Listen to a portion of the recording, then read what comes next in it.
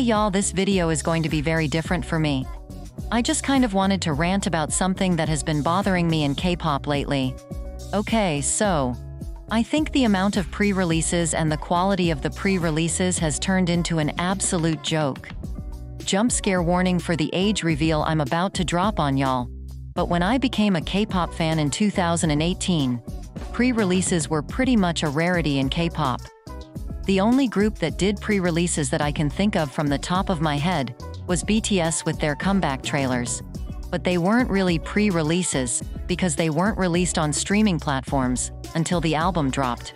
I think pre-releases started to be released more during 2020, during which we had BTS with Black Swan ahead of Map of the Soul 7 and Blackpink with How You Like That for the album. Those were both just one single with a music or performance video, released about a month or two before the album came out. But now there are groups coming out with 4 fucking pre-release singles before an album drops. Like, this is just ridiculous.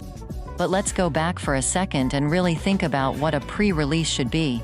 And I think How You Like That is a perfect example for what a good pre-release single should be. A pre-release needs to, first of all, show what the concept of the album is going to be. The title track can be different, but it has to showcase the vibe of the album. Secondly, the pre-release has to build hype for the album. This doesn't necessarily mean the song itself has to be loud and hype, but it should create some excitement and buzz for the album that's going to come out. And lastly, a pre-release shouldn't feel like an overhyped B-side. And looking at these points and thinking of How You Like That, I think we can all agree that it passes with flying colors, right? But when I see or hear pre-releases now, I'm just disappointed almost every single time. There is no reason for a group to put out 4 pre-release singles, period. And yes, I'm looking at you, artms. And don't take this as me hating artms BC, those are my girls. But their pre-release songs really put this whole issue into perspective for me and made me realize the reason why most of these pre-releases are so bad. Birth was fine as a pre-release, but now that the album is out, it does make me wonder why they made this a pre-release. The concept is amazing, but it does not reflect on the concept of the rest of the album at all. ᴐᵉᵉᵖ does this better, and it's definitely the best one out of all the pre-releases. But it is just a glorified B-side if we're being serious for a second. Candy Crush shows this even more. Candy Crush, while it is a very good song, is in no way worthy of being a pre-release to build hype for an album.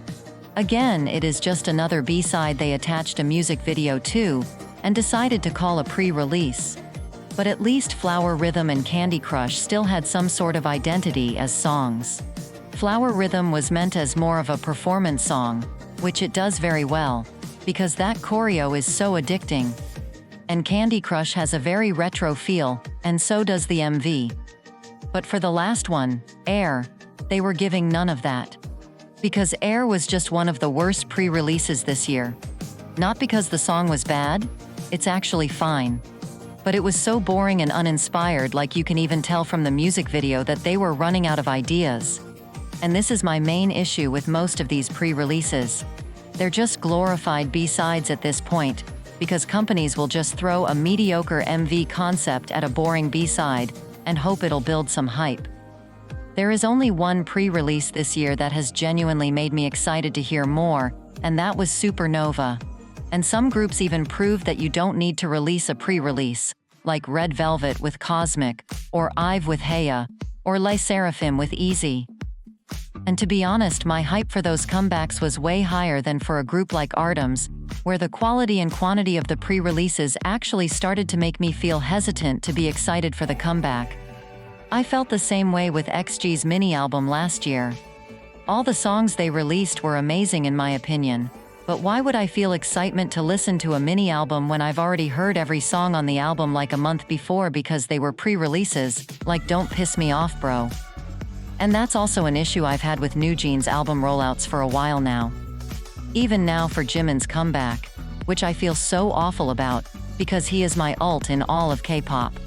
But when you give me a barely 3-minute B-side with a cheap and boring track video attached, even though they are the wealthiest artists in K-pop, I'm going to feel hesitant, because why would I feel excited when the pre-release gives me no hope for the future?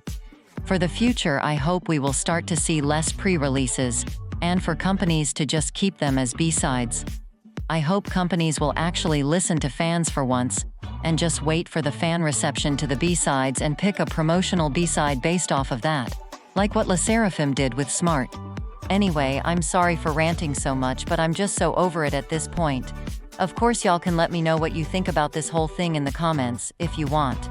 And I promise next video will be back to regular scheduled programming.